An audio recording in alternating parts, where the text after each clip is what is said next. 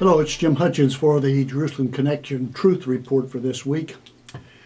As we continue in the consideration of the name of Yahweh, we are responding to David's invitation to us in Psalm 34:3. Oh, magnify Yahweh with me and let us exalt his name together.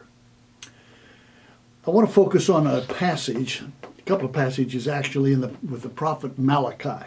He speaks of the name of Yahweh. In verse 11, chapter 1, he says this, "My name, Yahweh, my name will be great among the nations." Now, the Hebrew word for nations is goyim, and that's translated many times elsewhere as the Gentiles. So he's saying, my name will be great among the Gentiles. He says, from the rising to the setting of the sun, in every place, incense and pure offerings will be brought to my name, because my name will be great among the Gentiles, says Yahweh Almighty.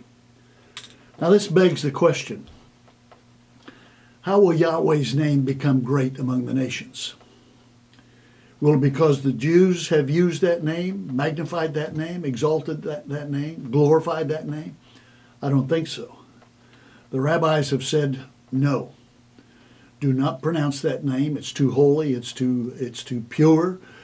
We desecrate the name, or we can when we use it, so we don't use it. We're to say Adonai or Hashem, the name. So it's not going to come from the Jews. The exaltation of the name of Yahweh will not come from the Jews. How about the Messianic Jews? You'd think that might be a possibility. But very likely they will hesitate to do this because of the fear of further alienating themselves from the larger Jewish community. I'm satisfied that the exaltation of the name of Yahweh among the Gentiles will come from the Gentiles. Non-Jewish believers in Jesus. And we can see inklings of it all across the land, all across the world actually, in praise music. Now it's here and there, it's not prominent by any means. It's not heard from the pulpits, that's for sure.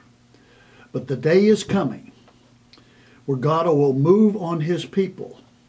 And I think it's primarily the Gentiles who have this task, this assignment, this privilege of exalting and magnifying the name of Yahweh among the nations. That is a task that's before us. And interestingly enough, Malachi says this in chapter 3 verse 16. It says, "Then those who feared Yahweh talked with each other, and Yahweh listened and he heard. And a scroll of remembrance was written in his presence concerning those who feared Yahweh and honored his name." A scroll of remembrance. A scroll of remembrance was written in his presence concerning those who feared Yahweh and honored his name. I don't know about you, but I would consider it a high privilege and a distinct honor to have my name on that scroll of remembrance, because I have honored, exalted, magnified the name of Yahweh. And I believe your name can be there as well, if you will begin to lead the charge. And I think that's the task of the Gentiles, of exalting his name, the name of remembrance, the scroll of remembrance, for those who honor his name. Oh, magnify Yahweh with me and let us exalt his name together.